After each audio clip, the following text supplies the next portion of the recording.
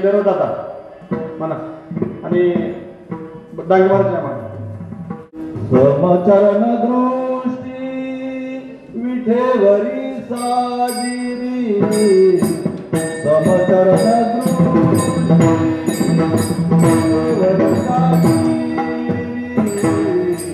समचरण दृष्टी विठेवरी साजिरी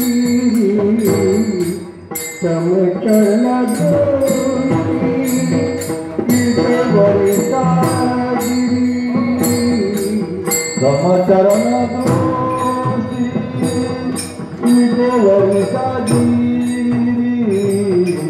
समचरण दृष्टी विठेवरी साजिरी समचरण दृष्टी विठेवरी साजिरी समचरण दृष्टी विठेवरी साजिरी देते माझी हारी वृत्ती राहो देते माझी हारी वृत्ती राहो देते माझी हारी वृत्ती राहो आणि गणला मालिक पदार्थ आणि गणला मालिक पदार्थ माझे हरी वृत्ती राहो माझे हरी वृत्ती राहो हरी कनला मालिक पदार्थ हरी कनला मालिक पदार्थ समचरण दृष्टी विठेवरी साजिरी समचरण दृष्टी विठेवरी साजिरी समचरण दृष्टी विठेवरी साजिरी समचरण दृष्टी विठेवरी साजिरी देते माझी हारी वृत्ती राहो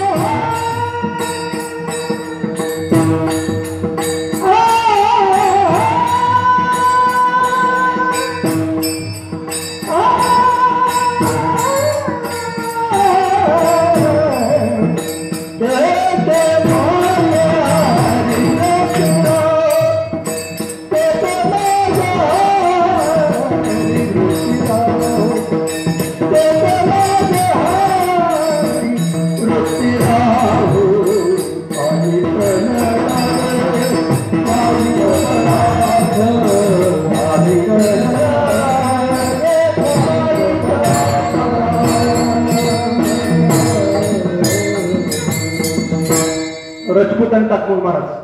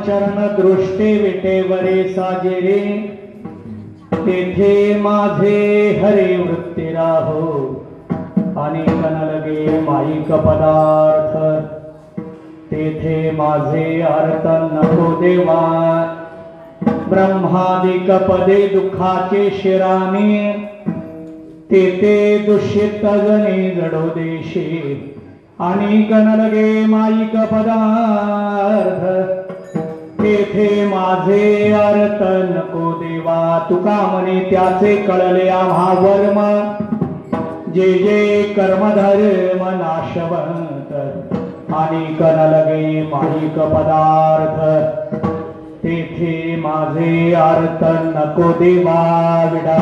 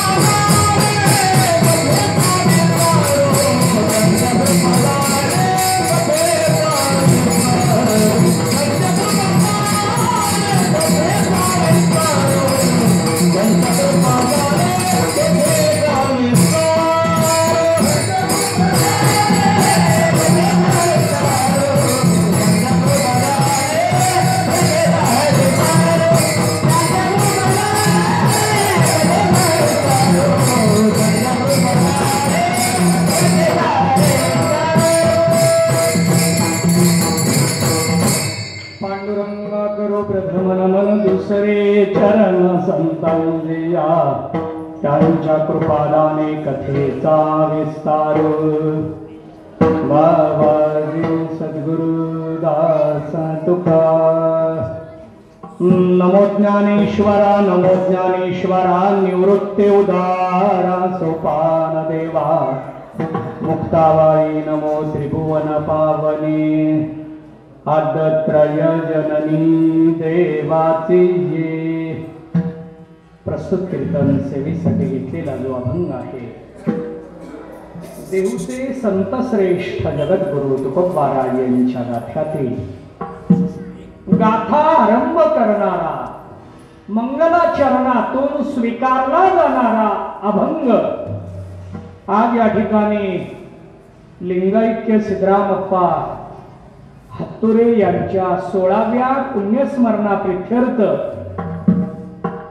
आदरणीय श्रीसेन मामा हत्तुरे परिवार त्यांचे चिरंजीव नगरसेवक असलेले सन्माननीय वैभव हत्तुरे यांच्या माध्यमातून या कार्यक्रमाचं आयोजन करण्यात आलं आणि आजची पहिल्या दिवसाची कीर्तनरूपी सेवा माझ्याकडे आली. वारकरी मंडळाचे सोलापूर शहराचे शहर अध्यक्ष हरिभक्तीपरायण संजय पवार यांच्या प्रेमातून इथे येण्याचा योग आला.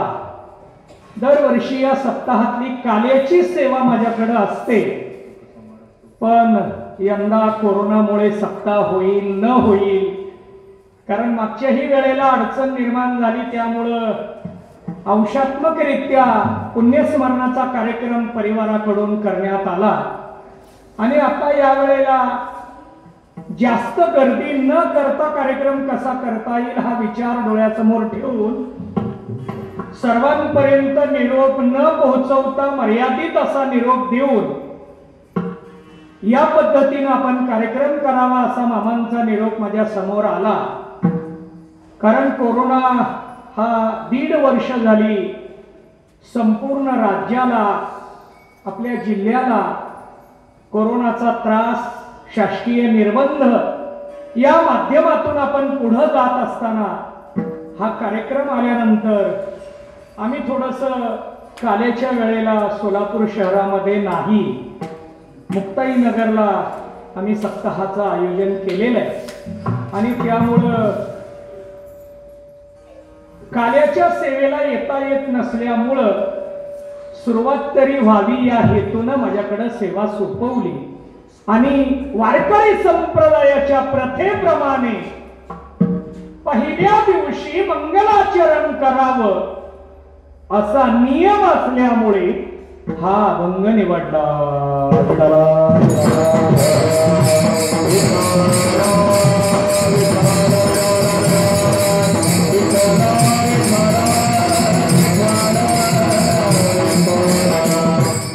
त्यात आज आपल्या कार्यक्रमाला आदरणीय हरिभक्तीपरायण तानाजी दादा बेलेराव महाराज यांची प्रमुख उपस्थिती, आज त्यांचा वाढदिवस सुद्धा आहे. मी संयोजकाला सूचना दिलेले या परिसरातील आमचे आदरणीय ताकमोगे महाराज असतील, पांडुरंग महाराज असतील, या परिसरातील सर्वच प्रमुख मंडळी यांच्या माध्यमातून कार्यक्रम होत असतानाची पहिली सेवा माझ्या वाट्याला आलेली आहे. पहिल्या दिवशी मंगलाचरण करण्याचा प्रघात आहे. मंगलाचरण कशाला म्हणतात, मंगलाचरण का करावं, मंगलाचरण कुणी करावं आणि मंगलाचरण कोणतं करावं.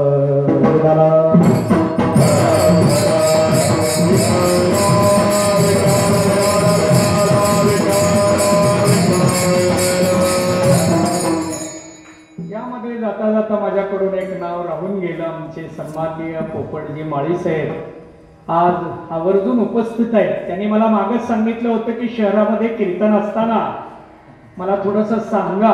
परवा एका कीर्तनाला विसरलो, दुसऱ्या दिवशी लक्षात आलं माळी साहेबांचा आपल्याला निरोप होता, पण मला काही त्यांना निरोप देता आला नाही माझ्या व्यापामध्ये. ते दक्षिण सोलापूरचे रजिस्ट्रार आहेत, पण कीर्तन भजन म्हटलं की ते वारकरी परंपरेतले असल्यामुळे ते त्या आविर्भावात न राहता वारकरी भूमिकेमध्ये वावरतात. कुठेही कार्यक्रम असला की युट्यूब चॅनल असल्यामुळे त्या माध्यमातून सांप्रदायिक भजन असेल, कीर्तन असेल, आपण आपलं कुठलाही व्यवस्थित कार्यक्रम असेल तर साहेबांना संपर्क करा, ते आपल्याकडे येतील आणि लाईव्हच्या माध्यमातून आपला कार्यक्रम महाराष्ट्रभर पोहोचवतील. ती सुद्धा आपल्याकडे आज या ठिकाणी उपस्थित आहे. चला ठीक आहे, आपण चिंतन करत होतो मंगलाचरण का करावं. मंगलाचरणामध्ये प्रकार मानले जातात. या प्रकारांचा विचार करत असताना वस्तुनिर्देश रूप मंगल, नमस्क्रिया रूप मंगल आणि आशीर्वाद रूप मंगल. वस्तुनिर्देशामध्ये 2 प्रकार आहेत, निर्गुण वस्तुनिर्देश रूप आणि सगुण वस्तुनिर्देश रूप. प्रकार कितीही असो द्या, कोणत्याही कार्याचा आरंभ करत असताना मंगलाचरण केलं पाहिजे हा दंडक आहे.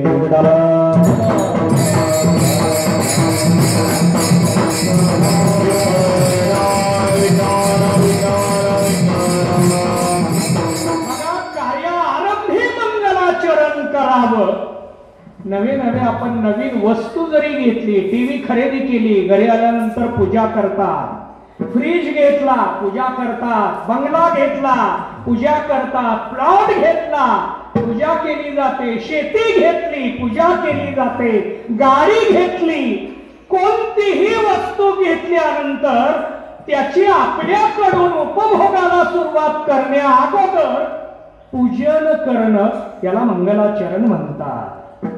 व्यवहारामध्ये मंगलाचरण उपयोगाचे, संसारामध्ये मंगलाचरण गरजेचे, तर परमार्थात काय आहे? कार्यामध्ये जसं असतं तसं ग्रंथाच्या आरंभी सुद्धा मंगलाचरण केलं जातं. ज्ञानोबरायांनी ज्ञानेश्वरीच्या प्रारंभी ओम या पदाच्या निर्देशाने मंगलाचरण केलेले. ओम नमो द्विआद्या वेद प्रतिपाद्या जय जय स्वसंवेद्या आत्मरूपा. ओंकाराचा निर्देश करून आता यात पुन्हा दोन शंका. ओंकार सगुण म्हणून स्वीकारायचा का ओंकार निर्गुण म्हणून स्वीकारायचा, याचा पुन्हा वेगळा विचार पाहता येणार आहे. त्यातली वेळ खर्च करत नाही. पण ज्ञानोबरायांनी ज्ञानेश्वरीच्या प्रारंभी मंगलाचरण करून ग्रंथाला प्रारंभ केला. अनेक आपल्याला ग्रंथ पाहता येतील त्याच्या आरंभी मंगलाचरण केलेलं आहे. ज्ञानोबरायांनी हरिपाठाच्या प्रारंभी मंगलाचरण केलं देवपदाने. आता या देवपदामध्ये सगुण, सगुण निराकार का साकार असाही वेगळा विचार. हरिपाठामध्ये सगळ्या हरी सांगितला का देव सांगितला? हरिपाठ करणाऱ्यांना माहित. हरिपाठामध्ये हरी सांगितला का देव? हरी सांगितला. मग हरीची एक वारी असं म्हटलं असतं तर काही बिघडलं असतं का? हरीची एक वारी उभा क्षणभरी तेने मुक्ती चारी साधिया. काही जण म्हणतील देवपदाने मंगलाचरण आहे, हरिपदाने सुद्धा मंगलाचरण साधता येतं. मंगलायतनो हरिही असा श्लोक आहे. हरी हे मंगल स्वरूप आहे आणि म्हणून हरिपदाने मंगलाचरण साधता आलं असतं तरी सुद्धा ज्ञानोबरायांनी पूर्ण हरिपाठात हरी संबोधला. पण गाथा आरंभ करणारा देवपदाचाच निर्देश का केला?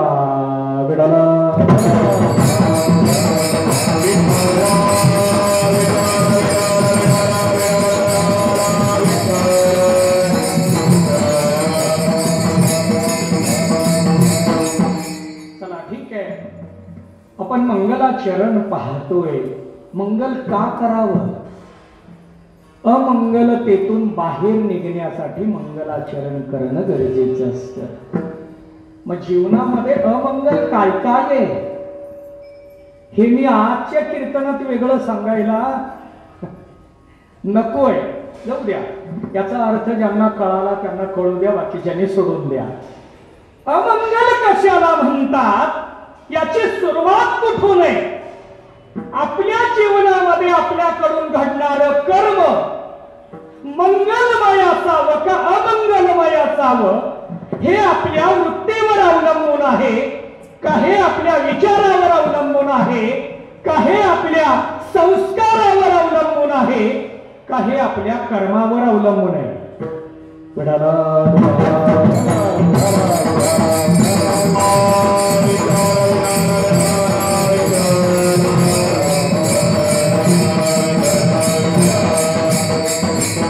चार गोष्टीचा निर्देश आपल्याला पाहता येतो. कर्मामुळे मंगल अमंगल, का विचारामुळे, का संस्कारामुळे, का वृत्तीमुळे, का तादात्म्यामुळे आपल्याला याचं चिंतन पाहता येणार आहे.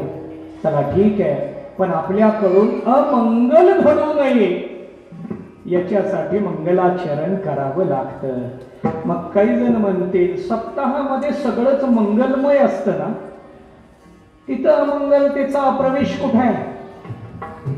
मग सप्त्याच्या सुरुवातीला मंगलाचरणाची गरज का? भांडण करायला जाताना मंगलाचरण करून जावं, कारण ते अमंगल आहे. बरोबर आहे. मुळात माणूस भांडण करायला जातो त्यावेळेला त्याचा विवेकच नाहीसा होतो. माणूस ज्या वेळेला संघर्ष करतो, भांडण करतो, त्यावेळेला त्याच्या अंतःकरणामध्ये क्रोध असावा लागतो. शांत माणूस भांडण कधी करत नाही, करू शकत नाही. मग त्यावेळेला त्याच्याकडे अमंगलता आहे, म्हणून त्यानं काय करावं? मंगलाचरण करावं. मग कोणतं मंगलाचरण? शिष्यानं केलेलं मंगलाचरण, भक्तानं केलेलं मंगलाचरण, जगानं जनानं केलेलं मंगलाचरण आणि संतांनी केलेलं मंगलाचरण एकच आहे का वेगवेगळं आहे? विठाला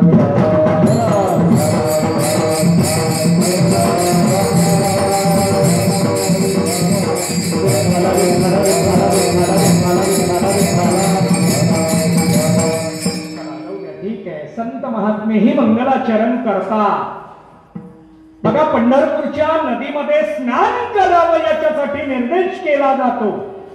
चंद्रभागेमध्ये आंघोळ करावी हा पंढरपूरच्या वारीचा महत्वाचा नियम आहे. महाराजांनी लक्षण मांडलेले. चंद्रभागे स्नान विधितो हरिकथा. पण चंद्रभागेला स्नान का करायचंय? इतर ठिकाणी आंघोळीला पाणी मिळालं नाही म्हणून चंद्रभागेची आंघोळ आहे का? नाही. चंद्रभागेच्या स्नानाने आमची पातक नाहीशी होतात. चंद्रभागेच्या स्नानाने आमच्या दोषाचा नाश होतो, म्हणून चंद्रभागेमध्ये स्नान आहे. पण हे पापी लोकांनी, दोषी लोकांनी, अज्ञानी लोकांनी जीवाने स्नान करावं का संतांनी सुद्धा स्नान करावं? मग संत महात्मे स्नान कशासाठी करतात? त्यांच्याकडे जर पापच नसेल, त्यांच्याकडे जर दोषच नसेल, तर त्यांनी स्नान कशासाठी करायचंय? तसं आपल्या सप्ताहामध्ये सगळं मंगलमयच आहे, तर आम्ही सप्ताहाच्या प्रारंभी मंगलाचरण का करावं?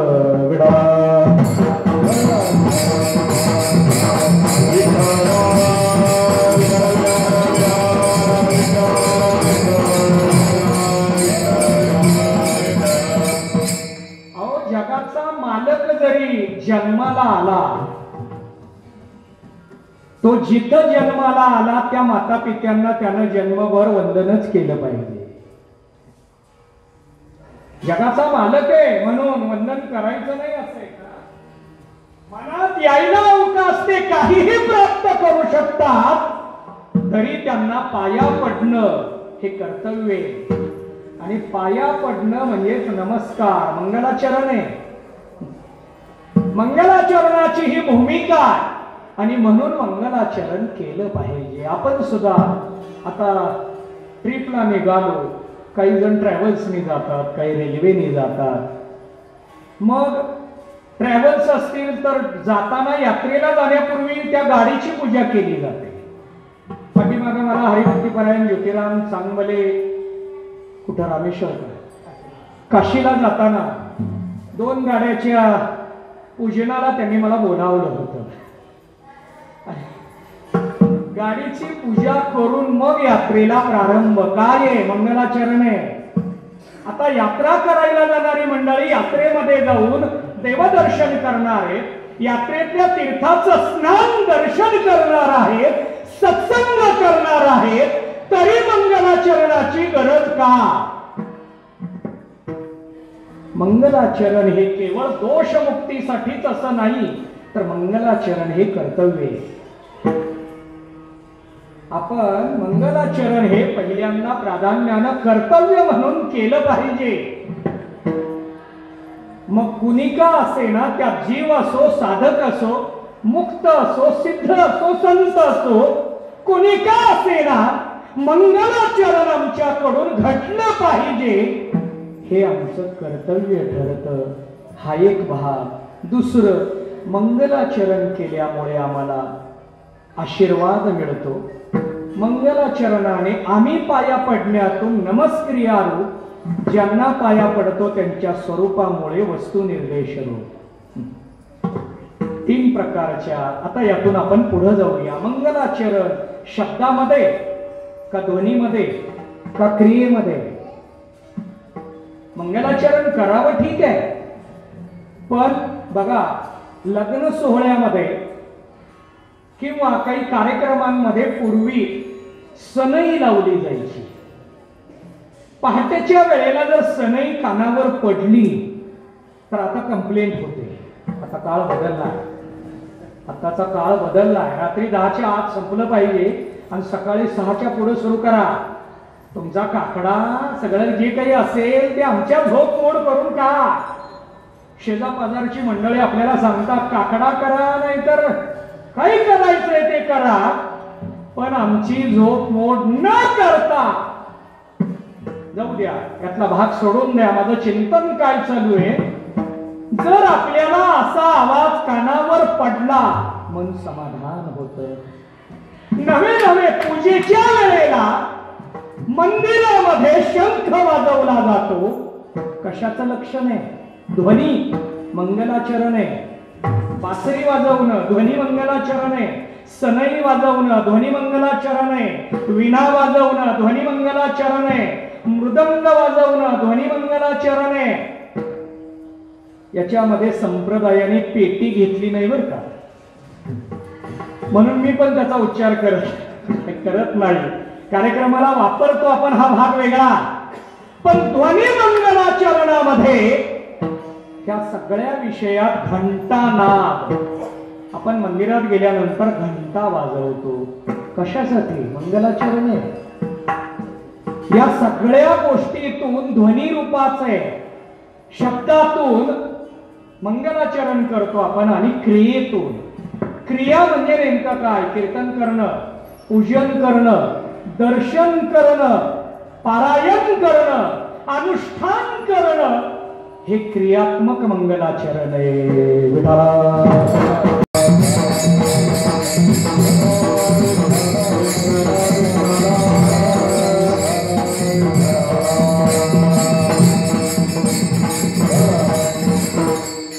मंगलाचरणाच्या बाबतीमध्ये विचार सांगितला जातो आणि म्हणून पहिल्या दिवशी देवाच्या स्वरूपाचं मंगलाचरणाचं नामाचं चिंतन मांडणारा अभंग असावा असं वारकरी संप्रदाय सांगतो.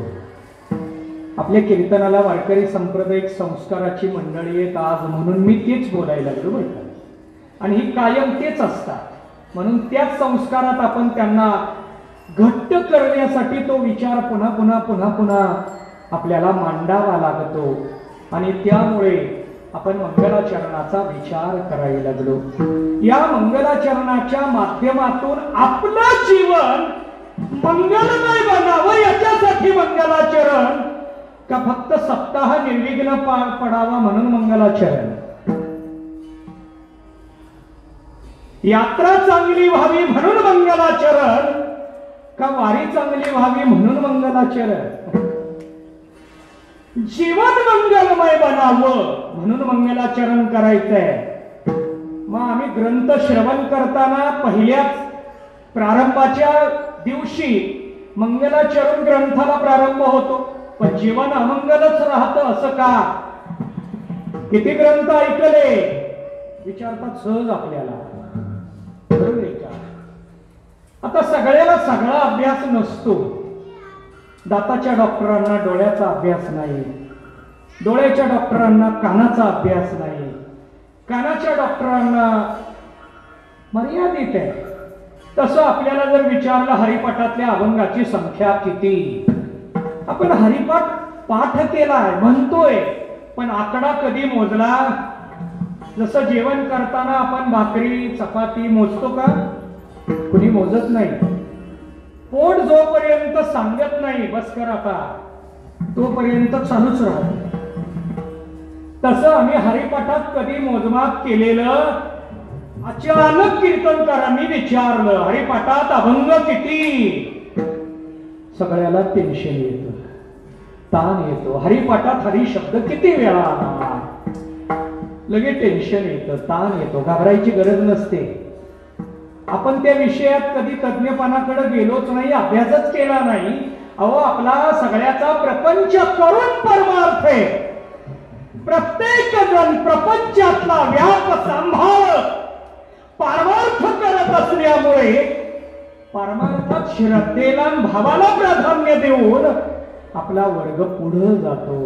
आणि त्यामुळं या गोष्टी थोड्याशा आपल्याकडून बाजूला राहतात. म्हणून नाराज व्हायची गरज नाही. ज्ञानेश्वरीच्या ओव्यांची संख्या किती, एकनाथ महाराजांच्या हरिपाठाची संख्या किती, आपल्याला सांगता आलं नाही म्हणून नाराज व्हायची काही गरज नाही. का? संसार करून परमार्थ करतोय आपण. आम्हा कीर्तनकारांचं वेगळं आहे. आम्ही फक्त कीर्तन करतो, दिवसभर रिकामे असतो. आमचा विषय वेगळा. आम्ही फक्त कीर्तन करतो, 2 तासच बरे दिसतो. 2 तास सोडले की 22 तास आमच्याकडं साधं सुद्धा बघू नये असं आमचं वागणं असतं. ठीक आहे, लाईव्ह आहे त्यामुळे जास्त विस्तार याचा करत नाही. आणि आपलं चिंतन चालू आहे. यामध्ये जीवन मंगलमय बनवण्यासाठी आपल्याला काय करावं लागेल. जीवन जर मंगलमय बनवायचं असेल तर साधन सुद्धा मंगलमय स्वीकारलं पाहिजे. मग साधन कोणतं स्वीकारावं? मंगलमय साधन स्वीकारावं का मंगलमय स्वरूप स्वीकारावं? मंगलमय रूपाचा आधार घ्यावा का मंगलमय नामाचा आधार घ्यावा?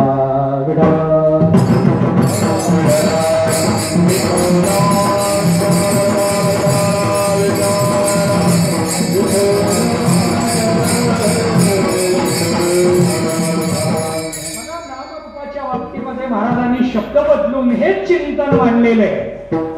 घोड तुझे रूप घोड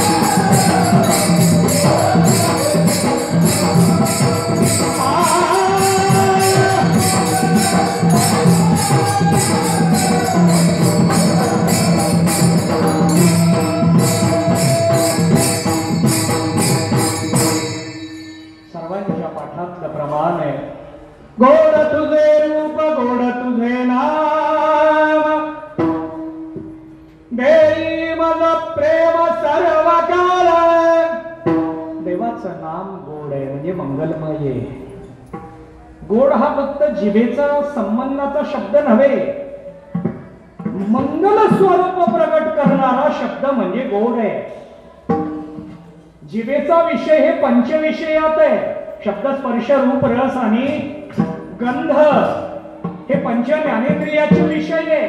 श्रोत्रम, चक्षुः, स्पर्शनम, रसनम, घ्राणम एवच पंच ज्ञानेंद्रियाचे पंच विषय. त्यामध्ये गोड हा जिभेचा विषय. एवढ्याच मर्यादित मध्ये आम्ही राहिलो, पण संतांनी या मर्यादितपणातून गोड मांडला नाही. अहो, देवाचं सगळंच गोड आहे म्हणजे मंगलमय आहे. काय नाम गोड आहे, रूप गोड आहे, स्वरूप गोड आहे. आणि या नामाच्या बाबतीमध्ये महाराजांनी लक्षण मांडलेलं आहे. सकल मंगल निधी श्री विठ्ठलाचे नाम अभि. मंगलाचं निधी स्थान काय आहे तर भगवन नाम. नाम हे मंगलाचं निधी आहे. अहो नाम जर मंगलाचं निधी आहे तर नामी कसा. नाम जर मंगलाचं निधी असेल, मंगल वेगळं, मंगलाचा निधी वेगळा आणि या निधीचं स्वरूप. मग महाराज मंगलतेकडे निघाले, निधीकडे निघाले का स्वरूपाकडे निघाले. महाराज निघाले कशासाठी. आम्हाला जीवन मंगलमय बनवायचंय. ते अमंगल का झालं याला कारण वेगवेगळी, पण अमंगल होत असताना यातलं एक महत्वाचं कारण विषय. जीव हा विषयाकडे आकर्षित होतो आणि म्हणून त्याला अमंगलतेमध्येच वावरावं लागतं. अहो जीवाला संसारात विषय खेचून घेऊन जातात, यात नवल नाही. पारमार्थिक मंडळींना विषयानं कधी नेलं हे आम्हाला पण कळत नाही. असं मी म्हणतो असं नाही. महाराजांनी लक्षण मांडलेलं आहे. विषय ओढी भुलले जीव आता याची कोण करील केवल उपजे नारायणी भाव पाहुनी ठाव नरदेह. विषय कधी खेचून नेता उठून कीर्तनी बरसता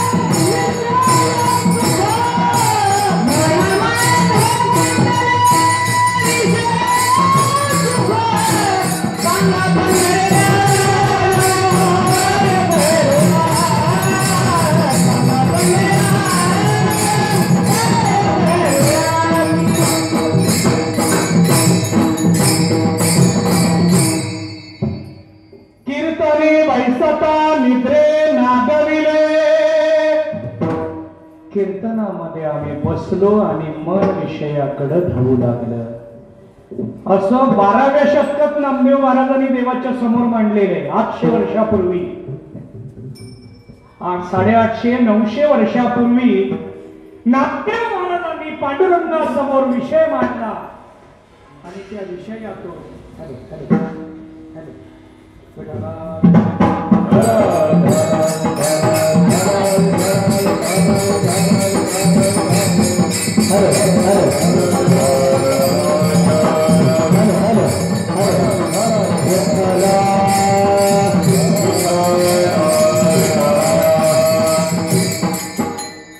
बघा नामदेव महाराजांनी पांडुरंगासमोर परिहार दिला. देवा कीर्तनामध्ये बसल्यानंतर आमचं मन विषयाकडे का धावतं.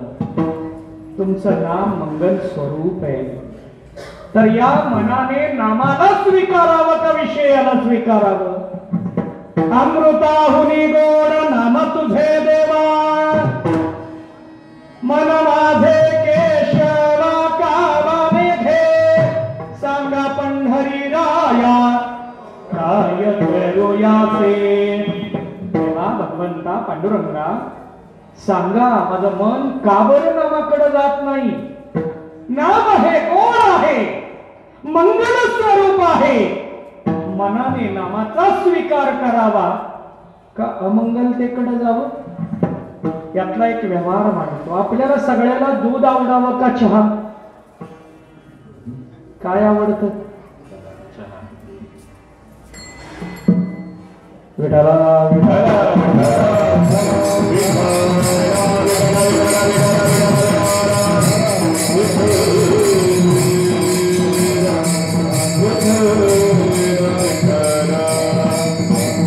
चला ठीक आहे, आपण चिंतन करतोय. यामध्ये देवाचं नाम म्हणजे साधन मंगल, देवाचं नाम हे मंगल निधी आणि देवाचं स्वरूप, या तिन्ही मध्ये तुकोबाराय कशाचा स्वीकार करतात आणि कशासाठी करतात हा विचार पाहत असताना आपण अमंगलतेकडे का जातो हा माझा मुद्दा चालू होता. विषयामुळे जातो. मग विषयाकडे इंद्रिय जातात का विषयाकडे मन जात का विषयाकडे जीव खेचला जातो? कोण आहे? 15वा अध्याय सांगतो. मग अधिष्ठाय मनश्याय विषयानुपसेवते. पंच ज्ञानेंद्रियाचं अधिष्ठान मन आहे बर का, शरीराचं सगळ्या नव्हे. नाहीतर या श्लोकात अधिष्ठान म्हटलं म्हणून श्लोक आधार घेऊन सगळ्याच देहाला मन अधिष्ठान असा अर्थ नव्हे. फक्त पंच ज्ञानेंद्रियाचा वापर करत ते, मग पुढं कर्मेंद्रिय हे पुढे. चौथीची मुख्याध्यापक म्हटल्यानंतर तिसरीची असणारच आहे, पाचवीची असू शकत नाही. तसं मन ज्ञानेंद्रियाचं अधिष्ठान आहे, कर्मेंद्रियाचं अधिष्ठान आहे, पंच प्राणाचं अधिष्ठान आहे, पण कारण देहाचं नाही. तिथपर्यंत ते पोचू शकत नाही. कारण देह त्याचा आश्रय आहे. आश्रयी भाव इथं पाहता येतो आपल्याला. ठीक आहे, जाऊ द्या. माझं चिंतन चालू आहे की विषयाकडे इंद्रिय जातात, विषयाकडे मन जात का विषयाकडे जीव जातो. चला ठीक आहे, चहा आला. चहा आला हे कोण सांगितलं? डोळ्याने सांगितलं. इंद्रिय गेली. चहा आहे बाबा संयोजकांकडे, चहा आहे. कप आले तरी बरं वाटतं. चहाची कप आले तरी का थंडी सुटली हो, वारं सुटलंय, थंडी सुटलीये. आणि याच्यामध्ये कीर्तनात मधीच दिला तरी बरं राहील. सांप्रदायिक नियम काहीतरी असू द्या, सांप्रदायिक नियम बाजूला ठेवून चहा मध्येच द्या. चहा आला, डोळ्यांनी सांगितलं. डोळे गेले विषयाकडं. मन ताबडतोब डोळ्याला सांगतं चहाच्या कपाकडं बघ. कप लहान आहेत का मोठे आहेत? लगेचच आपण म्हणतो कप बारकी आणली हो थंडीत. हे कोण सांगितलं? डोळ्यांनी सांगितलं. मनाच्या आदेशानुसार लगे मन सांगतं जाऊ दे, तेवढा तरी चहा आम्हाला मिळतोय. त्या चहाचा रंग बघ.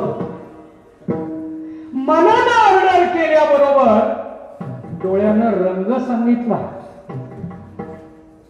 पण अर्धा करायचा का पूर्ण घ्यायचा? शुगर आहे आता इथं गर्दीत कशी सांगायची? मग साखरेचंच घेऊ काय होते? सगळी शुगरची मंडळी स्वतःला प्यावं वाटतात, पण ते दुसऱ्यावर घालून पितात. सगळेच घ्यायला लागले हो, मला घ्या म्हटले म्हणून घेतलो. सांगा मला आवडतं, सरळ कबूल करावं.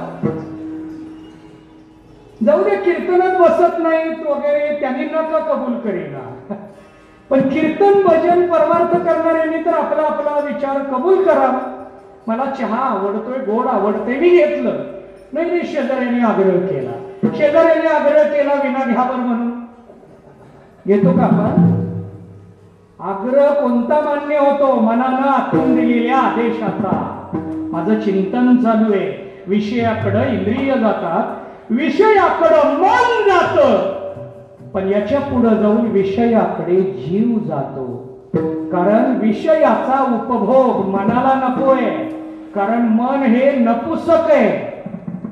मन पुल्लिंगी पण नाही, स्त्रीलिंगी पण नाही, नपुसक आहे पण करामती आहे. मन काय आहे? काय करू, सत्यात सत्कारच केला नाही. कोण सांगितलं? मनाने सांगितलं. मनाने सांगितलं ते नपुसक आहे, पण जीवाला मात्र, इंद्रियाला मात्र भोगाकडे प्रवृत्त करत. समाजात सुद्धा अशी माणसं आहेत, क्रियेनं नपुसक असतात पण कार्य करायला मात्र भरपूर अडथळे करतात. मनासारखंच काम आहे. जाऊ दे, ठीक आहे, याचा अर्थ वेगळा घेऊ नका. माझं चिंतन चालू आहे की जीव हा विषयाकडे जातो, मन विषयाकडे जात, अवयव इंद्रिय विषयाकडे जातात. कारण अनेक जन्माची याला सवय लागलेली आणि म्हणून इंद्रियाला आवरणं जड जात. मग संतांनी विषयाचं स्वरूप सांगायला सुरुवात केली. हे विषय तरी कैसे रोहिणीचे जळ जैसे का स्वप्नीचे वासे भद्र जाते. ज्ञानोबरायांनी लक्षण मांडलं की विषय कसे आहेत. आता याचं मला दोन प्रकारामध्ये चिंतन विभागून मांडता येणार आहे की आम्हाला संसार का आवडतो. 8चं कीर्तन असलं तरी आम्ही 8:15 8:30ला का येतो, आणि 12चं लग्न असलं तर 11:45ला का हजर राहतोय. ज्ञानोबरायांनी 850-900 वर्षापूर्वीच लिहून ठेवले. त्याच वेळेला लिहून ठेवले. हे विषय सांगतात. विषय विषयाचा पडिपाडू गोड परमार्थ लागे कडू कडू विषय तो गोड जीवासे घाला. गोड असलेला परमार्थ आम्हाला गोड वाटत नाही. सगळे करतात म्हणून आम्ही करतोय. आम्हाला तो गोड वाटतो म्हणून करतोय का सगळे करायला लागले म्हणून? सगळ्यांनी बंद केला, आपला चालू राहतो का बंद होतो? सगळ्यांनी बंद केला, आपला चालू का राहत नाही? आपल्याला तो मनापासून आवडतच नाही. स्थूल रूपानं आवडायला लागला. स्थूल रूपानं आवडतोय, स्वरूप कळलं नाही आणि म्हणून स्थूल रूपानं आम्ही त्याच्याकडे पाहतो. आणि म्हणूनच संतांनी आम्हाला विषय पटवून दिले. विषय पटवून देत असताना त्याचं लक्षण सुद्धा मांडलं की विषय कसे आहे. विषयाचे समसुख वेगळाचे पाहो. विषयाचे समसुख वेगळाचे पाहो.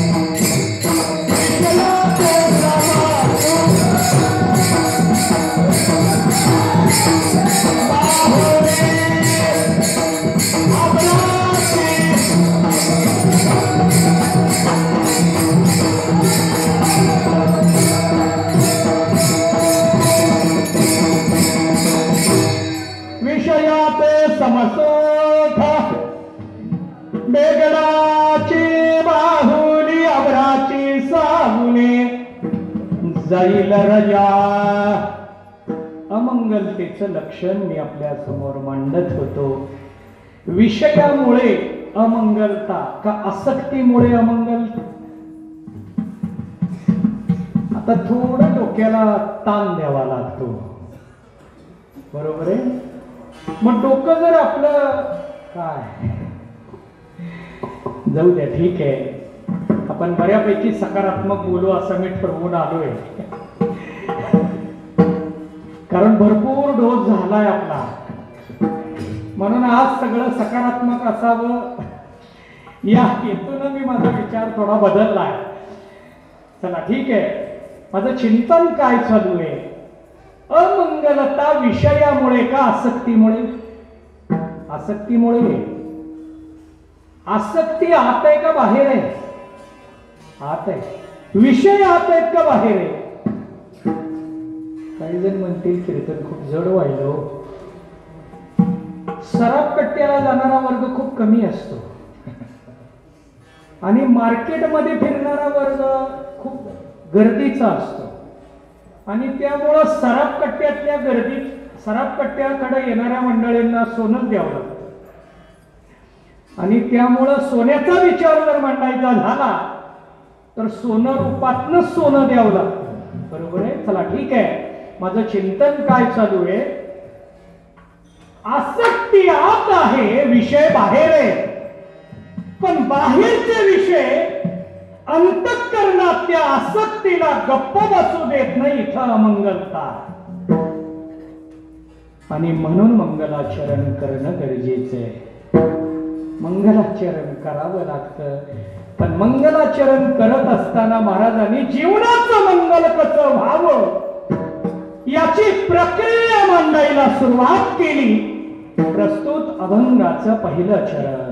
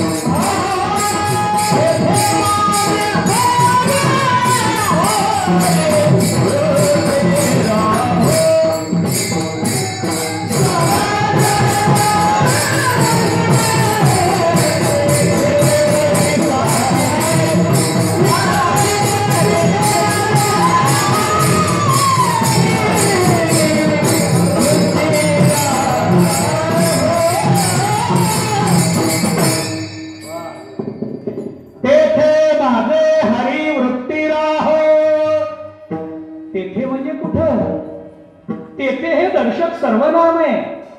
बोट दाखवलं, अंगुली निर्देश आहे. समचरण दृष्टी. आता यातला एक बारकावा मांडतो. समचरण का समदृष्टी? मग मंगलमय समचरण आहेत का समदृष्टी मंगलमय आहे? फक्त समंगल आहे का समचरण मंगल आहे का समदृष्टी मंगल आहे? काय आहे? सम हे निर्गुण आहे, चरण हे निराकार आहे, सगुण निराकार, आणि दृष्टी हे साकार आहे. तिन्ही मंगलाचरण 3 पदातून महाराजांनी मांडले. विठाला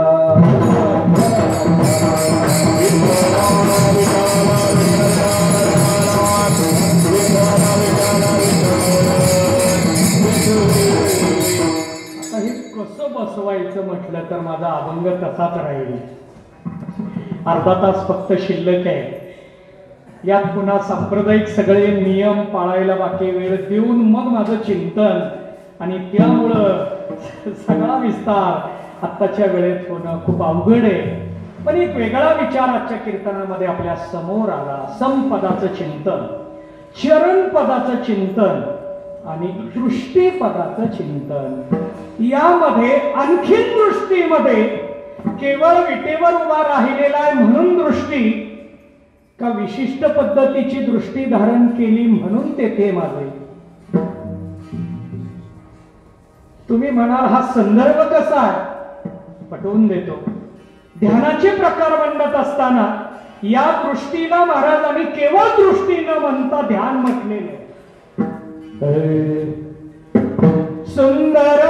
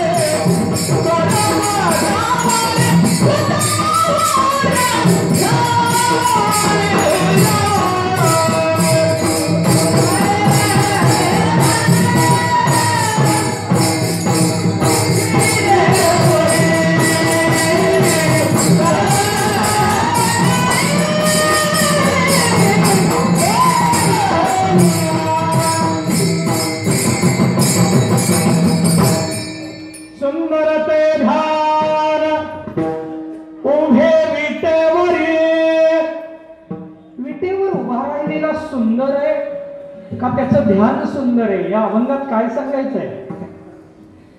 विटेवर जो उभा आहे तो सुंदर आहे, दिसायला सुंदर आहे, असायला सुंदर आहे का ध्यान सुंदर आहे. सुंदर ते हा शब्द वेगळा आहे. आम्ही म्हणताना आता लावून म्हणतोय काय, स्वर लावून. ते आणि सुंदर शब्द एकत्रित म्हणतो आम्ही. सुंदर ते हे वेगवेगळे शब्द आहेत. सुंदर ते दर्शक सर्वनाम आहे. ते ध्यान सुंदर उभे विटेवरी, अन्वय अर्थ असा. मग ध्यान सुंदर आहे पण कुणाचं. मग ध्यान सुंदर आहे, ध्यान मंगल रूप आहे, दृष्टी मंगल रूप आहे, चरण मंगल रूप आहे का समंगल रूप आहे. ठीक आहे, पण या सगळ्याला एकच चिंतन आहे, तेथे माझे हरी राहो. चला ठीक आहे, त्यातला बारकावा आपल्याला बघायचा आहे की आपली वृत्ती तिथं स्थिर झाली पाहिजे. पण ती वृत्ती स्थिर होण्यासाठी सम होणं म्हणजे ज्ञानाने का समदृष्टी होणं भक्तीने. कशाने व्हायचंय आम्हाला, ज्ञानाने समरूप व्हायचंय, साधनेने समचरण व्हायचंय का भक्तीने समदृष्टी व्हायचंय. या तिन्हीला वृत्ती लागते एवढं नक्की आहे. डोळे मोठे करून बघायला सुद्धा डोळे लागतात आणि दर्शन घ्यायला सुद्धा डोळे लागतात. दोन्ही ठिकाणी डोळे. डोळ्याने काय काय करायचंय तसं वृत्तीने काय काय करायचंय. तेथे माझे हरी वृत्ती राहो. आपली वृत्ती तिथं स्थिर झाली पाहिजे. पण या तिन्हीचा अर्थ वृत्तीच्या दृष्टीनं महाराजांना काय अभिप्रेत आहे. पहिल्यांदा आपल्याला वृत्ती कशाला म्हणतात हे पाहावं लागणार आहे आणि मग आपल्याला पुढे जावं लागेल. अंतःकरणाचा परिणाम म्हणजे वृत्ती, एक लक्ष. मग अंतःकरणात बुद्धीचा परिणाम म्हणजे वृत्ती का अंतःकरणात मनाचा परिणाम म्हणजे वृत्ती का अंतःकरणामध्ये चित्ताचा परिणाम म्हणजे वृत्ती. चला ठीक आहे. सुषुप्तीमध्ये असलेली वृत्ती अंतःकरणाचा परिणाम रूप वृत्ती आहे का अविद्येचा परिणाम रूप वृत्ती आहे. याचं चिंतन आपल्याला करायचं आहे. सर्वांनी मोठ्या प्रेमाने एक वेळ भजन करू, नंतर उर्वरित चिंतन. विठोबा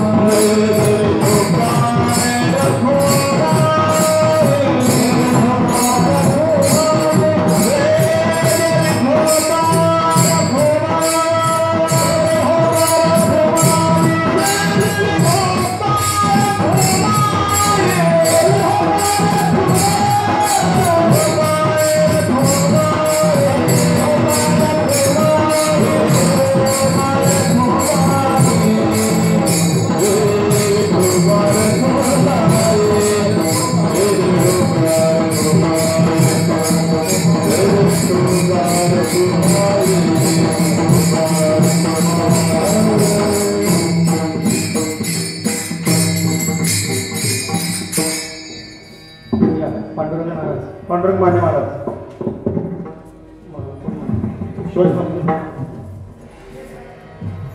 महादेव्या देवरी सारी समाचार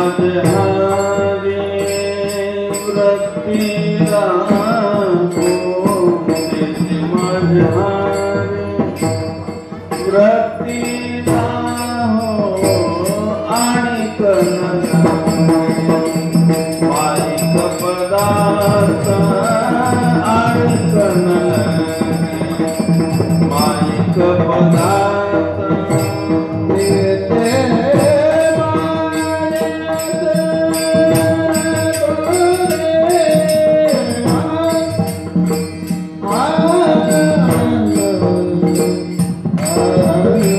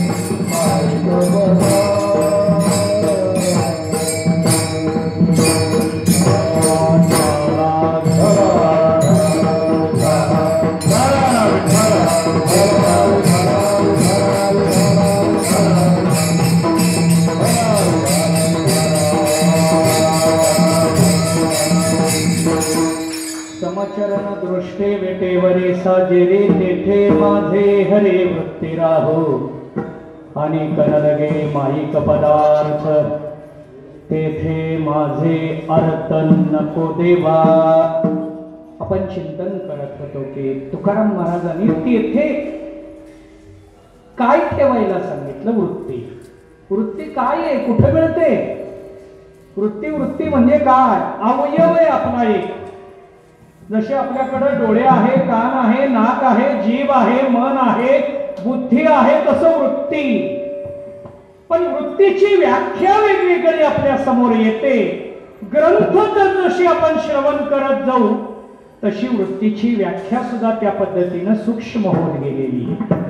वृत्ती रत्नावलीमध्ये मांडलेली व्याख्या, वृत्ती प्रभाकर मध्ये मांडलेली व्याख्या, अशी आपल्या समोर वेगवेगळ्या पद्धतीनं ती मांडली जाऊ लागली. पण व्याख्या काही का मांडली जाईना? वृत्तीशिवाय आपल्याला सुख दुःख नाही. वृत्ती असेल तर मन असू दे नसू दे, बुद्धी असू दे नसू दे, अवयव असू दे नसू दे, वृत्ती असेल तरच सुख आणि वृत्ती असेल तरच दुःख. या वृत्तीलाच आम्हाला काय करायचंय? समचरण दृष्टी. ही वृत्ती समरूप करायची, समचरण करायची आणि समदृष्टी करायची. बाकी ठिकाणी या वृत्तीला आम्हाला घेऊन जायचं नाही. आणि त्यामुळे महाराज सांगायला लागले की या वृत्तीला जर समकडे न्यायचं असेल तर गुरुकृपा लागते. ज्ञानाशिवाय सम होत नाही आणि देवाशिवाय, देवकृपेशिवाय समदृष्टी होत नाही. भक्तीशिवाय आम्हाला दृष्टीकडे जाता येत नाही आणि ज्ञानाशिवाय स्वरूपाकडे जाता येत नाही. पण ज्ञानाने स्वरूपाकडे गेलो सगळंच प्राप्त झालं असं नाही. आणखीन पुढं भरपूर आहे. आम्ही समरूप झालो, ठीक आहे, गायन शिकलो, पण गायन म्हणायला भजनच मिळेना. गायन शिकलो, भजन शिकलो, पण चालच देईना. तो काय करावं? चालच देईना. गायन शिकलो, मग काय केला? स्वतंत्र भजनच ठेवलं, आपणच आपलं. पण आपण आपलं भजन ठेवलं तरी शिकलेलं गायन व्यक्त करण्यासाठी माध्यम आहे. प्राप्त झालेलं ज्ञान हे पात्रतेच्या भूमिकेत आहे आणि मग त्याचा उपभोग घ्यायचा असेल तर समदृष्टीकडे यावं लागतंय.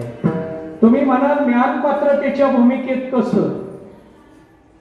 ज्ञान भक्ती दाखवायला आहे का ज्ञान अज्ञान घालवायला? शास्त्र काय सांगतं? सगळे शास्त्र, कुठलाही ग्रंथ घ्या. मी आता ग्रंथ सांगण्यात वेळ घालवत नाही कारण माझे 10-12 मिनिट फक्त शिल्लक आहे. आणि यामध्ये ज्ञान हे भक्ती दाखवायसाठी आहे का ज्ञान अज्ञान घालवायसाठी? उत्तर आहे अज्ञान घालवायसाठी. म्हणजेच जीवनाला स्वच्छ करण्यासाठी ज्ञान आहे. स्वच्छ जीवनाने परमार्थ पुढे आहे. शुद्धतेनंतर परमार्थ. चित्ताच्या शुद्धीने ज्ञानाचा अधिकार. चित्ताची शुद्धता वेगळी आणि अज्ञान निवृत्तीनंतरची शुद्धता वेगळी. दोन शुद्धता आहे. महाराजांनी लक्षण मांडलेलं आहे एके ठिकाणी. एवोनी गोपाळ राहे तेथे तुका म्हणे चित्त करावे निर्मळ. चित्त निर्मळ बनवा म्हणजे ज्ञानाचा अधिकार का भक्तीचा अधिकार? शुद्धतेतून ज्ञानाचा अधिकार येतो. त्या ज्ञानाने अज्ञानाचा नाश होतो.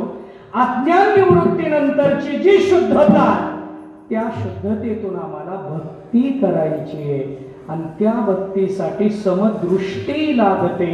आणि हे ध्यान सगळ्या ध्यानापेक्षा वेगळे म्हणून सुंदर आहे. आणि अशा सुंदर दृष्टीजवळ तेथे माझे हरी ज्ञानेश्वर